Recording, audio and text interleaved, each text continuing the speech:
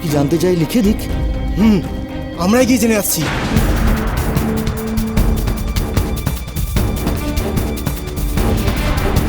সর্বনাশ, রাজা ইন্দ্রবানুর কক্ষে তো নকুল এখনো আছে। ওরা যদি একবার ওই কক্ষে প্রবেশ করে তাহলে তো নকুল ধরা পড়ে যাবে।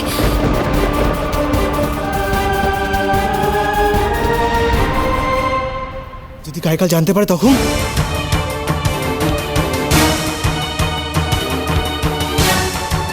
সুন্দরীর কক্ষে দরজা ফাঁক দিয়ে আলো দেখা যাচ্ছে। সে কি জেগে আছে? দাঁড়া।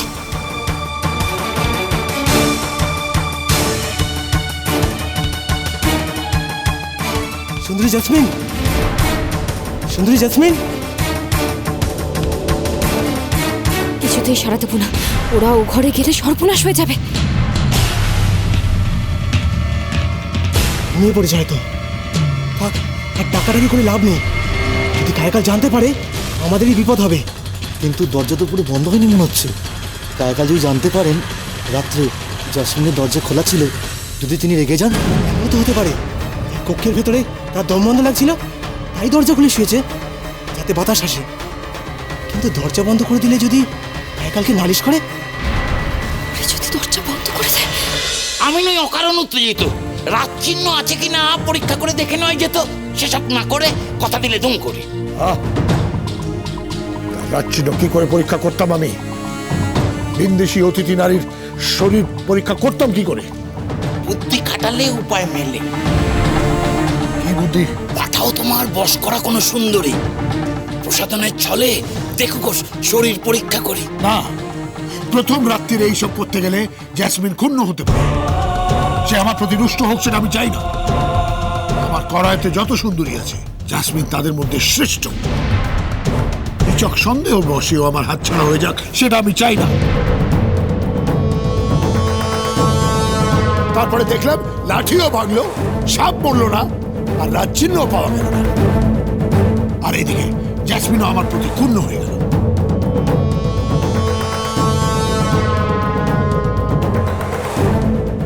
আমার মনের ভীষণ স্বাদ জ্যাসমিন আমার কাছে ধরা দিক বিনা কোনো বশীকরণে। শুভ শক্তির সূচক, তবে কি বলছি মিছে কথা? তোমার দেখছি তা নিয়ে নেই কোনো মাথা ব্যথা। এই নারী শুভ শক্তি সম্পন্ন হতেই পারে, তার মানে তো এই নয় যে এই সেই রাজচিহ্ন যুক্ত নারী। দেখো ডুমডুবি, তোমার আমি খাতির করি, তার মানে এই নয় যে আমার অভিভাবক হয়ে তুমি সব কথা আমাকে জ্ঞান দেবে। কায়াকালের কেল্লায়, কায়াকালের রাজ্যে এই কায়াকালের কথাই হলো শেষ কথা। কথাটা যেন মনে থাকে। একটা কথা স্পষ্টভাবে শুনে নাও, কাল সকালে আমি নিজে জ্যাসমিনকে আমার কেল্লা ঘুরিয়ে দেখাবো। কায়াকাল, কটকটির সামনে রাজচিহ্নের কথার উল্লেখ হবে না। বলো কটকটি। আমি বুঝি ভুল সময় এসে পড়লাম? তোমরা নিশ্চয়ই গুরুত্বপূর্ণ কোনো কথা বলছিলে। না না না, তোমরা বলো, আমি পরে আসছি গুরু ভাই। না না, এমন কোনো কথা হচ্ছে না। তোমার যা বলার বলো। কি আর বলবো তোমায়, এ কথা ঠিকই আমি মানছি। আমার এই উৎসব নিয়ে কোনো রকম উৎসাহই ছিল না। আমি বিরুদ্ধে ছিলাম এই উৎসবের। কিন্তু আজ আমি বুঝতে পারি, আমি যদি এখানে না আসতাম কায়াকাল, আমি জানতেই পারতাম না আমার গুরু ভাইয়ের কি অসীম ক্ষমতা। আর এই দারুণ উৎসব, এই অপূর্ব উৎসব, এ না দেখলে যে আমার রাক্ষস জন্মই বৃথা হয়ে যেত কায়াকাল। আসলে আমাদের বড়ই ইচ্ছে আমরা না থাক। কি শখ? আরে বলেই ফেলো কটকটি, আজ আমার মন খুব প্রসন্ন। আর আমি কথা দিলাম তোমার সব শখ আমি মেটাবো। ওই কুহকিনী কিরণমালার মোহে তুমি হাবুডুবু খাচ্ছ। মন ভালো তো থাকবেই, এই সুযোগটাই আমাকে নিতে হবে। আমাদের বড়ই ইচ্ছে তোমার সুমহান কীর্তি, এই সাংঘাতিক কেল্লা আমরা একটু ঘুরে দেখব। কটকটি কোনোভাবে টের পেয়েছে আমি কাল জাসমিনকে কেল্লা দেখাতে নিয়ে যাব, নাকি এমনি কৌতূহলের বশে দেখতে চাইছে? এরা সবাই সঙ্গে গেলেই আমি হই খুশি। ওই কন্যের মোহের বসে কায়াকাল গলে যাবে না বেশি। গুরু ভাই আমার, তুমি কিন্তু কথা দিয়েছো আমাকে, নিরাশ করবে না তো? বেশ কটকটি, বেশ। আমি তোমাদের সঙ্গে প্রহরী দিয়ে দেব, সে তোমাদের কেল্লা ঘুরিয়ে দেখাবে। প্রহরী? প্রহরী? সে কি আর তোমার এই মহান কেল্লার মাহাত্ম্য আমাদের বোঝাতে পারবে? কায়াকাল এক অতিথিকে নিয়ে কাল কেল্লায় ঘুরবেন একবার, তোমাদের সঙ্গে ঘুরতে পারবেন কি আবার? কমখানি জায়গা তো নয় দেখাবার, ঘোরা যায় নাকি বারবার? ওমা, ভারী উত্তম। তাহলে তখনই ওই অতিথিদের সঙ্গে আমরাও সঙ্গী হতে পারি। তোমাকে আর দ্বিতীয়বার যেতে হবে না কায়াকাল, আর তোমার এই প্রকাণ্ড কেল্লা আমাদেরও দেখা হয়ে যাবে। ও, তোমার বোধহয় পছন্দ নয় যে আমরা তোমার ওই অতিথিদের সঙ্গে যাই, তাই না? বেশ, তাহলে বাদই দাও। বেশ, তোমরা তখনই যেও কেল্লা ঘুরতে।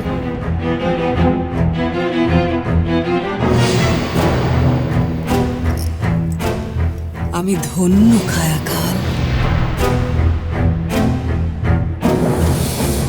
কায়াকাল, কিরণমালা, তোমরা দুজনেই এবার নিজেদের সর্বনাশের প্রহর গুনতে শুরু করো।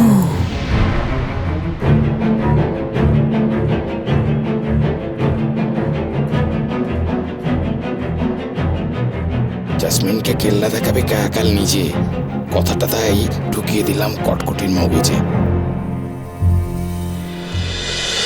সাবাস! কিরণমালা প্রথম রাত্রেই কায়াকালের কাছ থেকে এই কেল্লা দেখার অনুমতি আদায় করে ফেলেছে। হ্যাঁ গো, কিরণের কোনো বিপদ ঘটবে না তো? ওই দুষ্টু জাদুকরটা বোতল বন্দি করবে না তো? তোমার কাছ থেকে কায়াকালের হাবভাবের কথা যা শুনলাম, তাতে তো মনে হচ্ছে কায়াকাল কিরণমালার প্রতি আকৃষ্ট হয়ে পড়েছে। যদিও তার একটা অন্য বিপদ আছে, কিন্তু এখনই সে আশঙ্কার কারণ দেখছি না আমি। শোনো, কিরণমালাকে বলো কায়াকালের তার প্রতি এই মুগ্ধতাকে আমাদের কাজে লাগিয়ে এগিয়ে যেতে হবে। কাল তার সাথে থাকবো, তাকে কোনো রকম দুশ্চিন্তা করতে বারণ করো, কারণ এই কেল্লা আমার নখদর্পণে।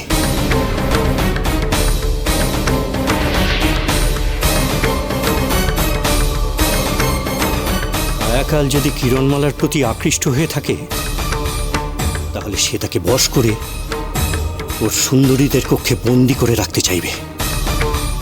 কিন্তু তার আগেই কুমারকে উদ্ধার করে এই কেল্লা থেকে কিরণমালাকে নিয়ে আমাদের পালাতে হবে।